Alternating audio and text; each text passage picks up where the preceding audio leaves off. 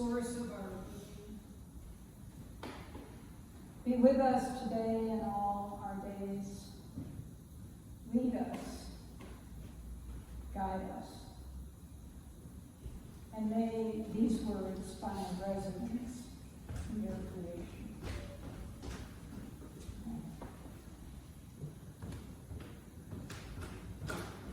We can learn a great deal from the way Mother Earth holds us all. The criminals, the saints, the weak, the strong, the rich, the poor, without rejecting us and always giving us a chance to start over.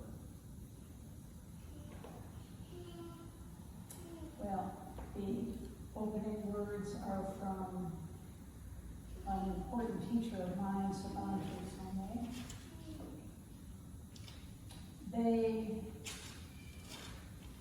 encompass the spirit of the Great Mother, the one who holds us, all of us, and gives us the chance to start over. It is the spirit described by Hildegard of Bingen as the green branch.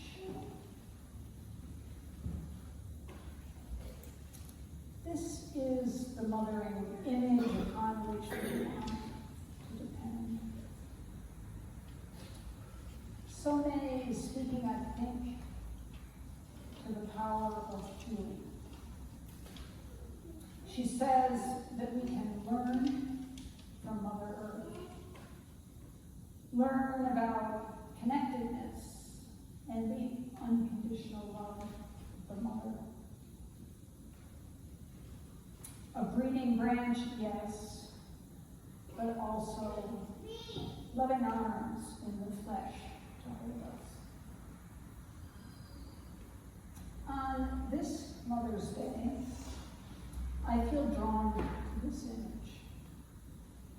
The mothering spirit, evident in nature and evident in the lives of human beings. I'm fortunate to be able to see this mothering spirit on a regular basis in my own home. I've got that mother here today, Danielle, my daughter-in-law, and her 2 children. I'm able to experience it in real time.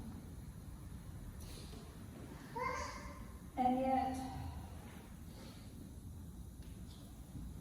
it is an experience, a spirit that may or may not have been part of our own experience with our actual mother, at least not all the time. For our human mothers are human. They are products of their own history and their own struggles. And like all mothers and fathers as well, they are torn between their own needs and the needs of their children. They are called to give us a chance to start over with support. The support needed to grow into our own mothering presence.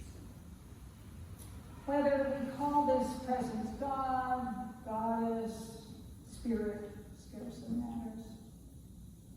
It is what allows us to lean into the power of connection, of fellowship, like this fellowship. It is the power that is present when we're able to lean on each other, much like a community based upon the sound principles of Mother Earth, of the mothering presence. I am reminded today of a profound story by Olive Schreiner. Now, Olive Schreiner was a South African woman that Howard Thurman was very taken with her writings. I can't speak for Dr. Thurman, but I think that it's possible, that he saw in her writings a kind of way to balance his own spirituality as a man and not as a woman. And our Schreiner spoke to the plight of women in a very powerful way. This excerpt is contained within the longer work entitled Through Dreams in a Desert. And you can find this online. It's amazing. In part, the story goes like this. I saw a desert and I saw a woman coming out of it, and she came to the bank of a dark river. And the bank was steep and high. And on it, an old man met her, who had a long white beard, and a stick that curled was in his hand. And on it was written, reason. And he asked her what she wanted. And she said, I am woman, and I am seeking for the land of freedom. And he said, it is before you. She said, how do I get there? He said, there is one way and one only. Down the banks of labor, through the water of suffering. There is no other. And she said, I am ready. Let me go. And he said, no. Stay. What is that in your breast? She was silent. He said, open it and let me see. She opened it. And against her breast was a tiny thing who drank from it. And the yellow curls above his forehead pressed against it. And his knees were drawn up to her, and he held her breast fast with his hands. And the reason said, who is he, and what is he doing here? She said, look at his little wings. And reason said, put him down. And she said, he is asleep, and he is drinking. I will carry him to the land of freedom. He has been a child so long. I have carried him. In the land of freedom, he will be a man.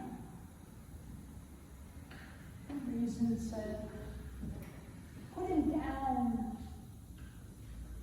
He said, he will not die. When he finds you have left him alone, he will open his wings and fly. He will be in the land of freedom before you. Those who reach the land of freedom, the first hand they see stretching down the bank to help them shall be love's.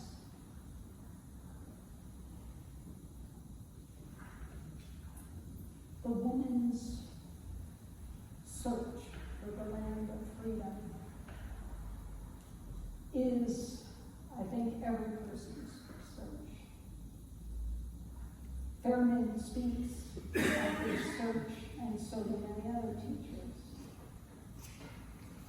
Schreiner's description, though, I think, is different. Within it are contained struggles that are part of our lived experience as mothers, and as mothers' sons or daughters. Within it are contained the choices we must make when we love another, yet want to continue our journey toward healing and wholeness. This story, I think, changes the script, changes the emphasis from an either-or mindset to a more integrated point of view, where we are able to learn from each other and learn from this mothering spirit. Yet, within this story is also the realization that we must be able to let go, to allow space for others to make it the land of freedom as well. Within this story is the recognition that our relationships with others have the potential to go wrong. They have the potential to be, instead of supported, abusive. Audre Lorde wrote this way: to share the power of each other's feelings is different from using another's feelings as we would a Kleenex. When we look the other way from our experience, we use rather than share the feelings of those who participate in the experience with us. And use without consent of the used is abuse. Of course, this is so much a part of our own human story. It's what's happened in our relationship with our own mother, Mother Earth, that so many spoke of in the beginning. We have used her like a Kleenex without regard for her sacredness, her preciousness, without remembering our origins, her source. This story from our China also reminds me of my own journey in life. As a child myself, certainly in my relationships with my own children and with others that I've encountered. And it reminds me of the life of Sojourner Truth, which has profoundly affected my own life. Her story of motherhood is a strong one that follows the wisdom of our Shriner. And just an aside, our Shriner was not a mother, though she had many miscarriages and wanted to be a mother. Sojourner Truth, on the other hand, had many children, presumably, and wasn't given the opportunity to care for many of them since she was enslaved. Truth struggled with freedom and with motherhood as well. Her story mirrors Shriner's story in that she was torn between her need to nurture her children and to achieve freedom. Reclaiming her son from being sold into slavery was a powerful act of the mothering spirit, and nothing short of a miracle in the time that she was able to do it. Later, she brought that same son, Peter, with her to New York. And it was during this time that her resolve to care for him, to give him a chance to start over, were eventually exhausted.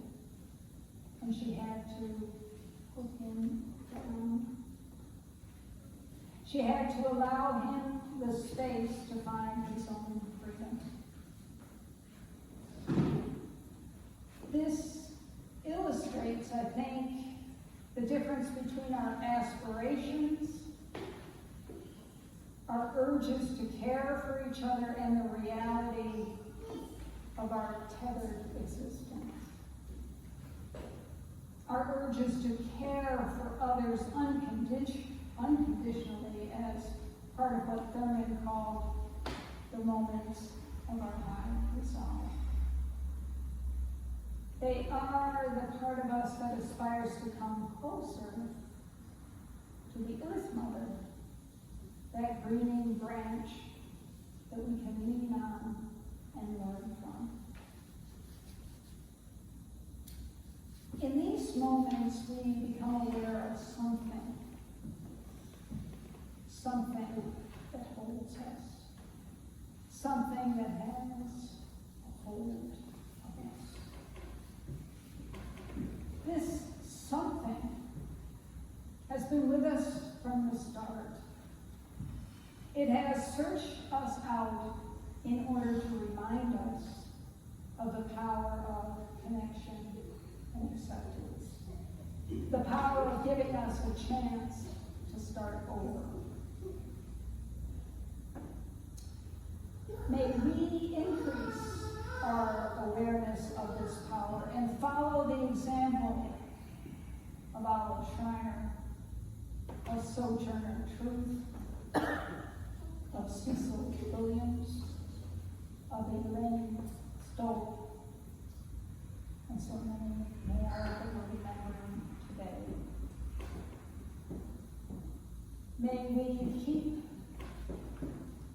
fresh before us the moments of resolve, that we may not forget that to which our lives are committed, and that we may not forget our connection to Mother Earth, the one who has searched us and knows us, the one who has woven us together in the depths of the earth, the one whose loving hand reaches out to help us in times of distress, the one upon whom we can